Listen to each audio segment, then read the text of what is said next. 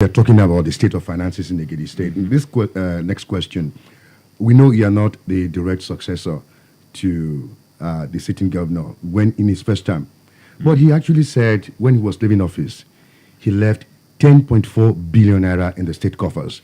And when the Honorable Commissioner for Finance under administration was here, he disputed that figure. Of course, because it's commonsensical to dispute that figure. Now, this is going to be of interest to Ekiti people. It's not, look, there is nothing that is extraordinary in the information you are requesting.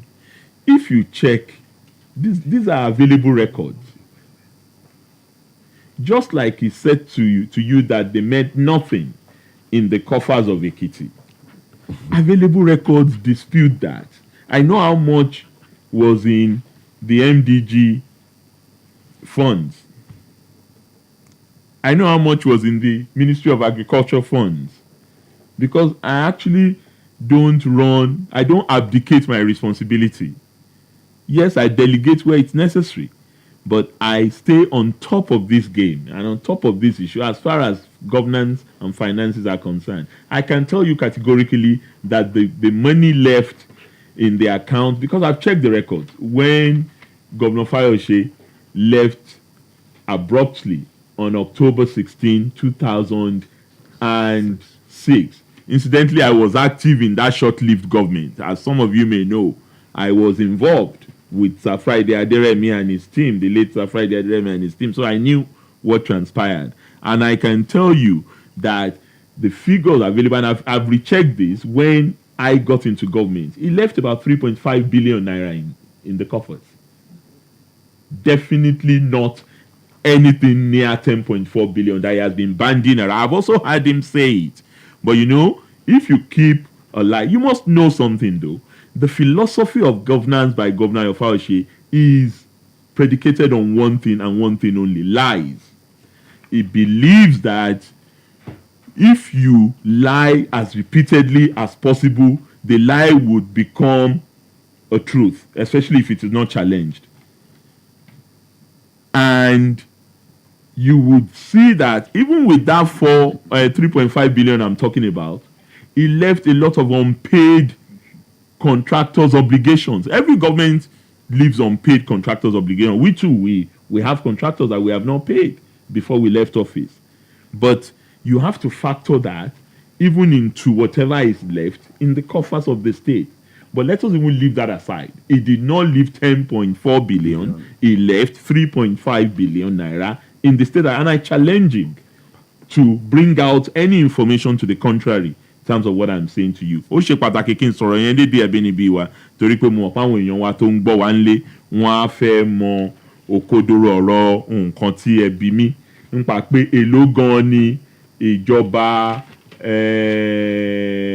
gómìnà tó wà lórí àlééfà fi sílẹ̀ ńgbà tán kọ́kọ́ wà níjọba ní ọdún 2006. Nǹkan tí mo dẹ̀ sọ lédè Gẹ̀ẹ́sì ni pé èmi ti yẹ̀wé wò, mo mọ̀ nípa nǹkan tó ṣẹlẹ̀ ní 2006. Mo wà ń bẹ̀ pẹ̀lú olóògbé Friday Adérẹ̀mí, Honorable Babade àti gbogbo àwọn èèyàn tí a jọ wà nínú ìjọba ọlọ́jọ́ méjì tí ó ṣẹlẹ̀ lẹ́kìtì ńgbà yẹn. Mo mọ̀ pé iye tó wà nínú báǹkì lẹ́kìtì kò kọjá bílíọ̀nù 3.5 náírà lọ, pẹ̀lú ọ̀pọ̀lọpọ̀ gbèsè tó wà ńlẹ̀ fún sísan fáwọn tó agbaṣẹ́ṣe Èkìtì ńgbà yẹn.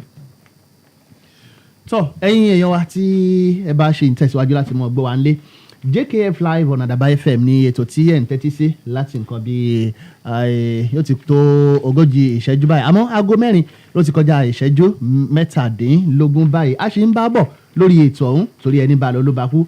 Ẹni tí ẹ sì ń gbóhùn ẹ̀ láti ẹ̀kan náà ni gómìnà àná nípínlẹ̀ Èkìtì, ọ̀mọ̀wé Káyọ̀dé Fáyẹmí.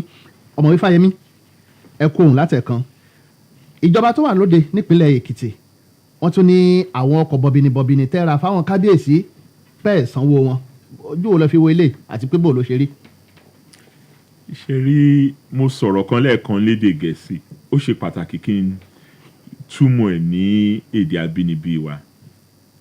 Irọ́ ni ìpilẹ̀ṣẹ̀ ìjọba tó wà lóde lẹ́kìtì lọ́wọ́lọ́wọ́ ìgbàgbọ́ ẹni tó dẹ̀ wà lórí àlééfà ni pé tóun bá ṣáà ti ń parọ́ ó ti sọ fún mi rí o kò fi pamọ́ pé irọ́ náà fi ń ṣòṣèlú bó ṣe sọ fún mi ni mò ń sọ fún yín pé irọ́ náà fi ń ṣòṣèlú pé tóun bá ti ronú sí nǹkan kan tóun mọ̀ ọ́n tó ń sọ òun á kàn ro irọ́ ràbàtà kan òun á gbélé ẹ lórí pé wàá máa bá yẹn yí kó tó bá yí tán òun á tún ti gbé mi ilé ẹ lórí àpẹẹrẹ lẹ̀ ń rí nítorí pé mi ò dẹ̀ kì í sọ̀rọ̀ púpọ̀ kò jẹ́ káwọn èèyàn mọ òótọ́ àti irọ́ ọbẹ̀ kò sí ọba tá a ra mọ́tò fún tí a ti ìsanwó mọ́tò ẹ̀ pé mọ́tò méjì lára ara mọ́tò fọba lọ́dọ̀ kọ́ńpì tó ń jẹ́ Coscaris kò sí nǹkan tó fi ń pamọ́ ń bẹ̀ mo lè sọ fún gbogbo ará Èkìtì kan gbọ́ a dẹ̀ ra mọ́tò fáwọn òṣìṣẹ́ ìjọba láti ọ̀dọ̀ àwọn Coscaris kan náà ó níye tí owó tí àwọn ọba jẹ́ a dẹ̀ ti san fún àwọn tá a ra mọ́tò lọ́wọ́ wọn èyí tó kù tí wọn ò tí ì san gbogbo ẹ̀ tán ni owó ti àwọn mọ́tò tá a rà fún àwọn òṣìṣẹ́ ọba.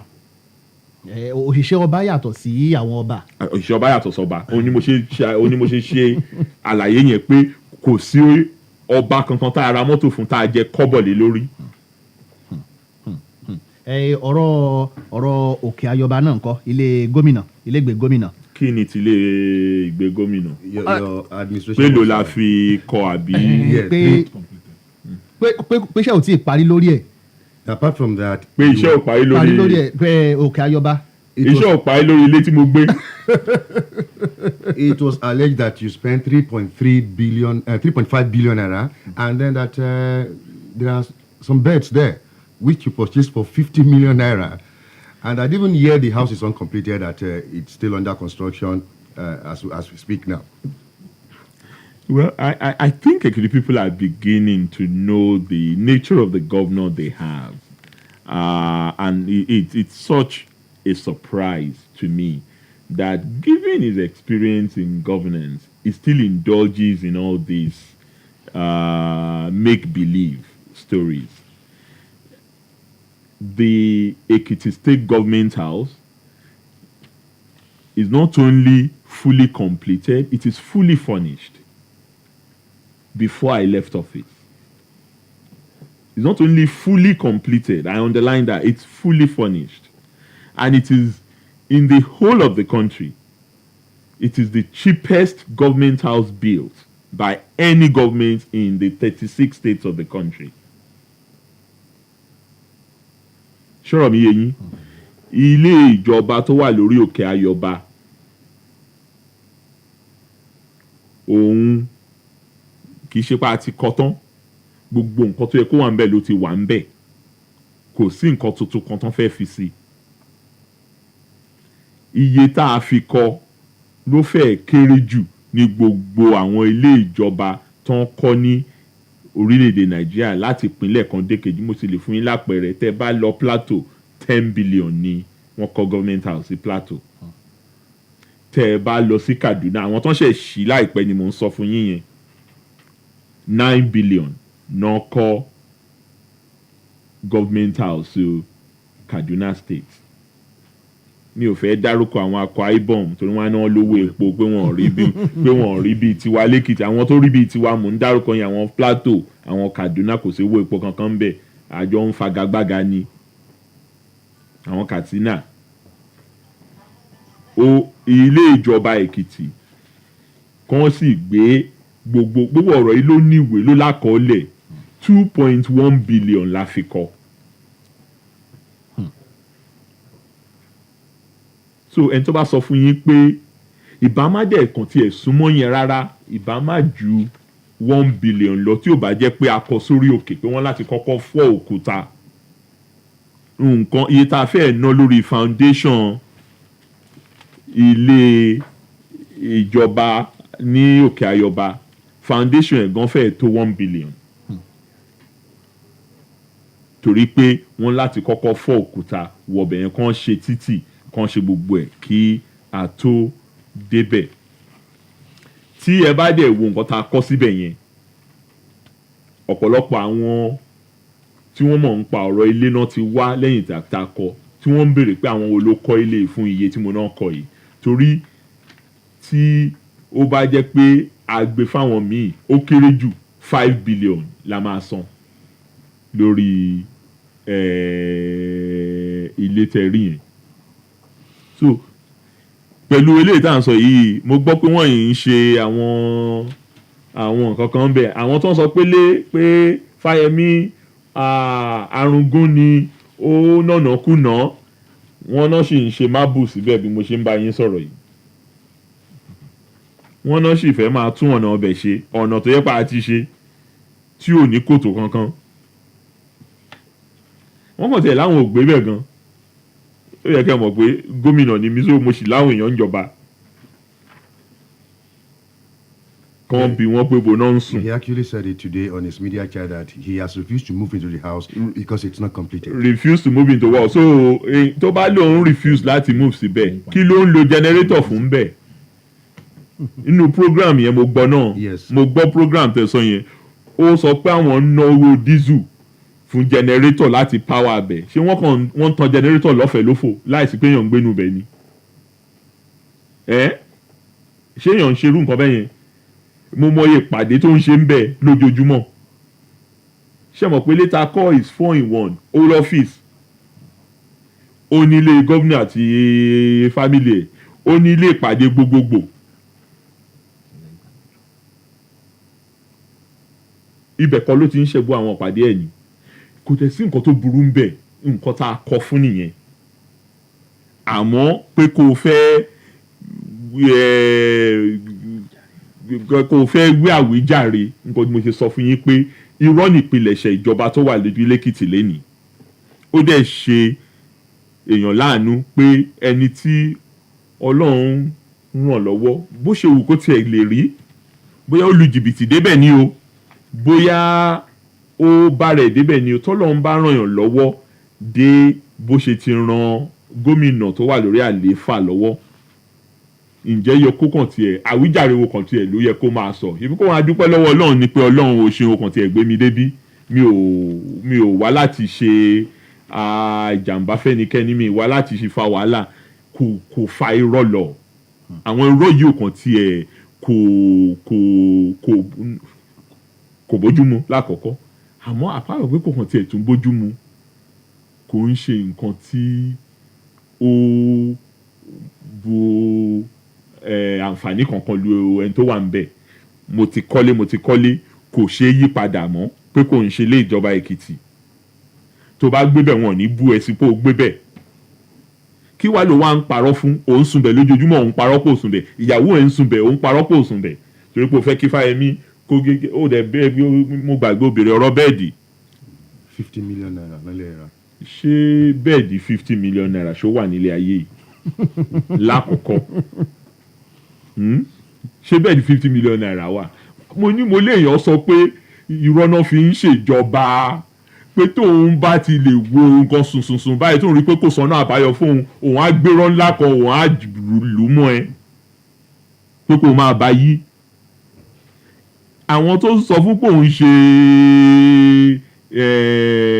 pòun pé bẹ́ẹ̀dì 50 million naira wà ń bẹ̀ ẹ bá bí pé kó mú rìsíìtì bẹ́ẹ̀dì 50 million naira wá àwa ò ṣe nǹkan kan tí kò ní àkọọ́lẹ̀ nínú ìjọba wa kò sí nǹkan kan báyìí tí mo rà èmi ò ń àwọ́dù kọ́ńtíráàtì pẹ̀lẹ́nu mi ò fún yàn kankan kọ́ńtíráàtì pẹ̀lẹ́nu lọ́dún mẹ́rin tí mo fi wà lórí ìjọba kò sí kọ́ńtíráàtì mo àwọ́dù tí ò ní pépà mi ò lè ní kí nǹkan wá paint government house àbí kó wá kí nǹkan gbé fábúrò mi àbẹ́gbọ́n mi ẹni tó bá ní mo gbéṣẹ́ fún àbúrò mi àbẹ́gbọ́n mi nínú ìjọba kó bọ́ta lọ́dún mẹ́rin tí mo fi wà ń bẹ̀.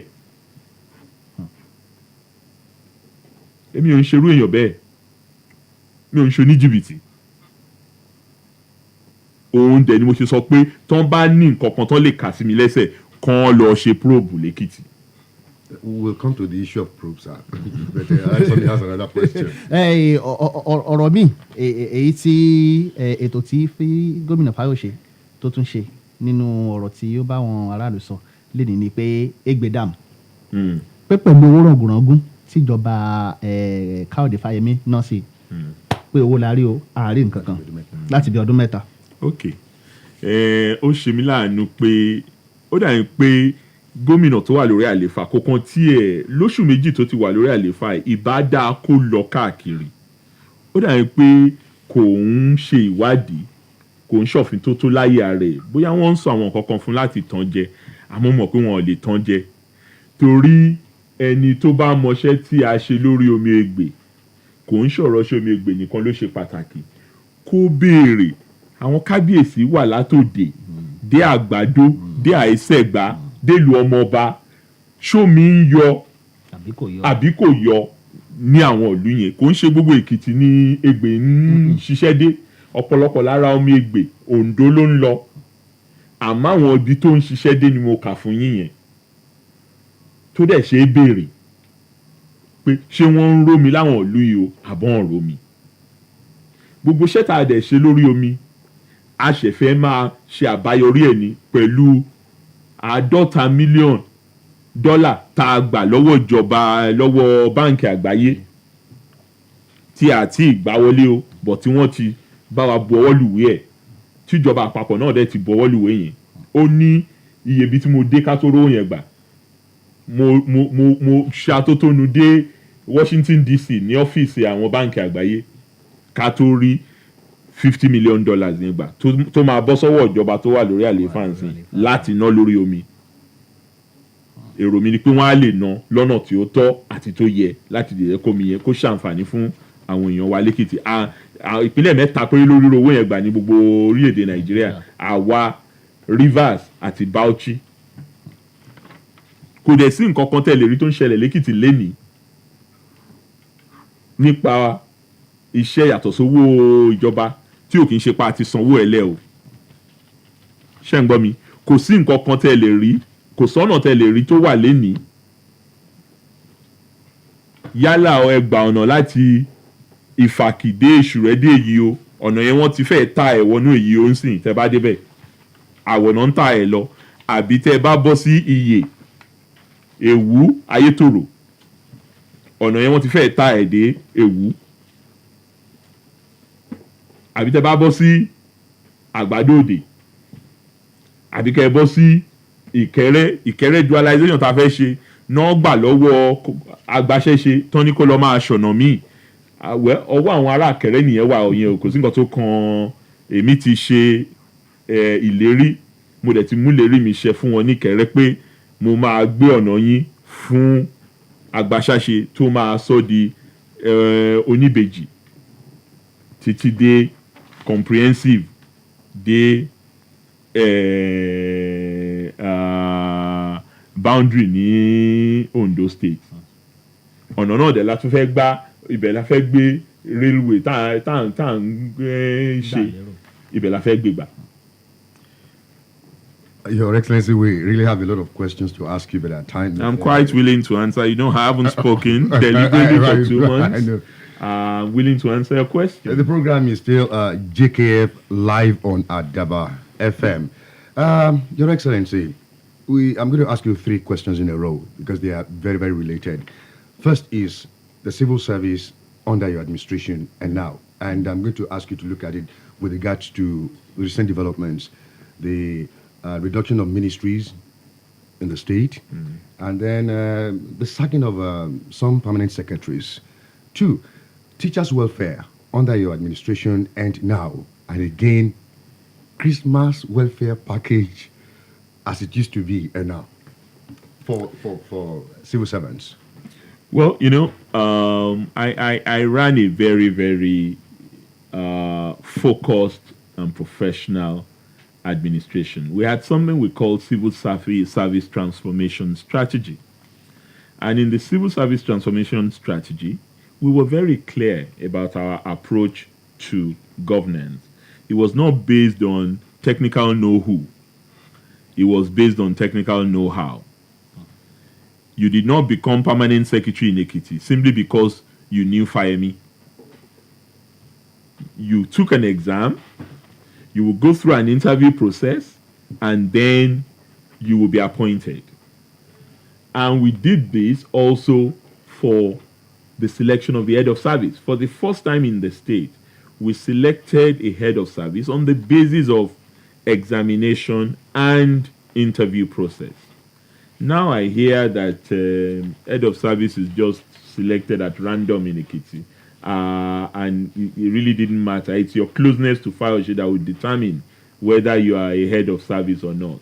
And there were people who were close to him who remained in the system. I had no reason to sack anybody because they said, oh, he's very close to Fayose, or he was close to Governor Oni, or had a strong bond with the PDP. No, I didn't run a government on that basis.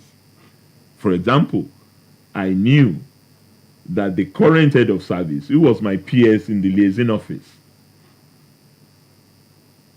was Fayose's PPS. He was his principal private secretary. And I knew the number of people who came to me when I was going to appoint him as permanent secretary, that, oh, he should not be appointed because he was one of Fayose's agents in the civil service. And I said, no, we don't run things like this. We must institutionalize this and ensure that process works. He passed the exam. He did well in the interview. He's qualified to be appointed a permanent secretary. And that's how Gbenga Fasheluka became a permanent secretary. So our civil service was professional. Promotion was predictable and methodical.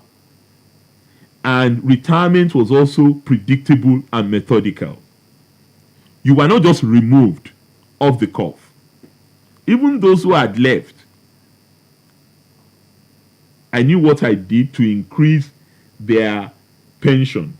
Old permanent secretaries. Those who were recent permanent secretaries on their exit, we left them with vehicles we gave to them.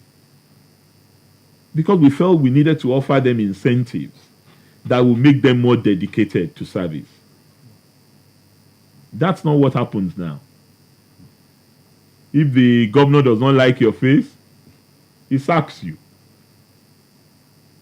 But yes, the governor has the prerogative to decide who he wants to work with. But a governor is the governor of all. A governor must not be vindictive with anything he or she does. A governor must have a large heart and must be ready to defend whatever position he's taking in government. Nǹkan tí mò ń sọ ni pé ńgbà táwa wà lórí àlééfà, àwọn òṣìṣẹ́ ìjọba kò sí nǹkan kan tó lè bà wọ́n lẹ́rù pé táwọn bá gbó Fáyẹmí lẹ́nu àbí táwọn bá ṣe ti nǹkan tí Fáyẹmí fẹ́, wọ́n máa lé àwọn kúrò ní ìjọba. Kò sígbà tí mo ní ẹni tó bá mi ṣiṣẹ́, pàápàá jùlọ àwọn akọ̀wé àgbà, tí wọn kì í lè gbà mí lámọ̀ràn pé ọ̀gá, ẹ jẹ́ ká wo ọ̀rọ̀ yìí báyìí nítorí tá a bá ṣe báyìí bó ṣe máa yọrí sí rèé, tí mo dẹ̀ ń gbọ́ sí wọn lẹ́nu. Kò sí kankan lára wọn tó lè sáyìn 10,000 naira bí mo ṣe ń bá yín sọ̀rọ̀ yìí. 10,000 naira permanent secretary, head of service ò lè sáyìn. Ìyẹn ọ̀gá àgbà pátápátá kò lè sáyìn. Ńgbà tèmi dẹ̀ wà ní orí àlééfà, approval limit ti head of service 500,000 naira ni. Approval limit permanent secretary 100,000 naira ni. Tó yẹ pé kò gbé wọn ò gbọ́dọ̀ gbé dọ́dọ̀ mi torí kò sí nǹkan kí mo fẹ́ máa approve 100,000 naira fún. I will just overburden myself and the work will not be efficiently done. Àmọ́ lọ́tẹ̀ yìí, gómìnà wa fẹ́ wálé ayé máyà, gbogbo nǹkan tí ó bá ń lọ, wọ́n fẹ́ sign 5,000, olóhùn ló ń fẹ́ approve ẹ̀ fún wọn láti sign. Bó ṣe fẹ́ ṣèjọba tiẹ̀ nìyẹn, kò sí nǹkan tó burú ńbẹ̀. Nípa èyí tẹ́ ẹ béèrè. Teachers welfare and package for end of the. Ní kò sí ìjọba tó tọ́jú àwọn olùkọ́ tó ìjọba tiwa tó tọ́jú wọn dáadáa ni mi ò sọ pé ká máa ra àǹkárá fún wọn o ní 500 naira o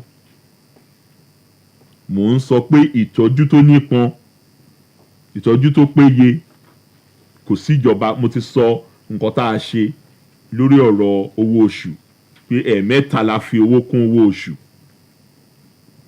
ní ọdún mẹ́rin tá a fi wà lórí àlééfà lẹ́yìn yẹn à ń san 20% rural teachers allowance ẹni tó bá lọ ṣiṣẹ́ ní ìgbèríko à á san 20 nínú 100 owó oṣù ẹ̀ à á san fún à á tún san core subject allowance fáwọn tó ń kọ́ àwọn subject tí ó ṣe pàtàkì jùlọ sí àwọn ọmọ ilé ẹ̀kọ́ kí n dẹ̀ tó kúrò náà ń gba 27.5% peculiar allowance mo dẹ̀ lè fi dá yín lójú pé ní gbogbo ọdún mẹ́ta àbọ̀ tí gómìnà tó wà lórí àlééfà tó fi kọ́kọ́ wà lórí àlééfà lákọ̀ọ́kọ́ wọn ò fi owó kún owó òṣìṣẹ́ lẹ́ẹ̀kan báyìí ní ẹ̀ẹ̀kan báyìí gómìnà wa tó wà lórí àlééfà lẹ́nìí lọ́dún mẹ́ta àbọ̀ tó fi wà ń bẹ̀ lákọ̀ọ́kọ́ kò fi náírà kan báyìí kún owó òṣìṣẹ́ mo ń sọ fún yín pé ní ẹ̀ẹ̀mẹ́ta ni èmi fi owó kún owó òṣìṣẹ́ àwọn tó wà ní tó ń ṣiṣẹ́ ní ìjọba Èkìtì yálà wọ́n jẹ́ olùkọ́ o àbí wọ́n jẹ́ òṣìṣẹ́ ìjọba àbí wọ́n jẹ́ òṣìṣẹ́ ìjọba ìbílẹ̀ gbogbo wọn la fi owó kún owó wọn. ó dá ìlànà wo lẹ gbé kalẹ̀ fún àwọn òṣìṣẹ́ pàápàá jùlọ fún bíi ọdún kérésì torí lánàá làwọn gómìnà Fáyọ̀ṣe tó ń pín ẹ̀dìẹ fún àwọn òṣìṣẹ́ ọba òun fún ara ẹ̀ ní pín ẹ̀dìẹ fáwọn òṣìṣẹ́ ọba bóyá nípa ìlànà kíkòkún àwọn Èkìtì á ní kíkòkún stomach infrastructure bóyá ara ìlànà ọ̀nù ó wá jẹ́ pé bóyá ìlànà bóyá kò fi bẹ́ẹ̀ gbajúgbajà ní ìjọba Fáyẹmí ń gbà yẹn o àmọ́ kí làwọn nǹkan tẹ́yìn náà ṣe ń gbà yẹn tẹ́ ẹ fi ṣe kóríyá fáwọn òṣìṣẹ́. ó ṣe mí láàánú pé a lè ní gómìnà lẹ́kìtì tí ó fẹ́ kí àwọn èèyàn wa kan jẹ́ ẹni ilẹ̀ èmi rò pé ara nǹkan tí Ọlọ́run ṣe fún wa tó bá fi wá sí ipò tá a wà yìí ni pé ká sọ àwọn tó wà nílẹ̀ ká sọ wọ́n dẹni gíga. ẹdìẹ ní mọ̀ ń pín fún wọn adìyẹ láti fi ṣọdún. èmi ò rádìẹ mo rórò mọ́ díẹ̀ mo rórò mọ́ díẹ̀ mi ò rádìẹ mo dẹ̀ ti wà nílé mo ti wà lẹ́kìtì láti fi ijọ́ mẹ́rin tí mo dẹ̀ wo gbogbo bó ṣe ń ṣẹlẹ̀ àmọ́ àwọn ìlànà táwa ní fáwọn aráàlú tí gbogbo wọn dẹ̀ tí wọ́n lè jẹ́rìí sí ojú yẹn lọ ẹ sọ pé àjẹmọ́nú owó kérésì mo sọ iye tá a san fún yín 30% kò dẹ̀ sígbà tá a san less than 20% lọ́dún mẹ́rin tí mo fi wà ń bẹ̀ àmọ́ lọ́dún tó kọjá 30% la san as Christmas bonus tí wọ́n sì ti gbowó oṣù wọn ní December 18 not December 26 o. bóyá wọ́n bá wọn fi pamọ́ nìkan mọ̀ náà nínà. ó ṣeé ṣe bẹ́ẹ̀ àmọ́ ńgbà tán dẹ̀ tún fi pamọ́ náà torí owó òǹgọ̀ tún ṣe yọ jáde nínú ATM ṣé kò di wàhálà ṣé wọ́n fẹ́ kàn pẹnu mága lọ́dún ni torí nǹkan tó ṣẹlẹ̀ lẹ́kìtì lọ́dún yìí ni ọ̀pọ̀lọpọ̀ àwọn èèyàn wá pẹnu mága ni. Well, it's still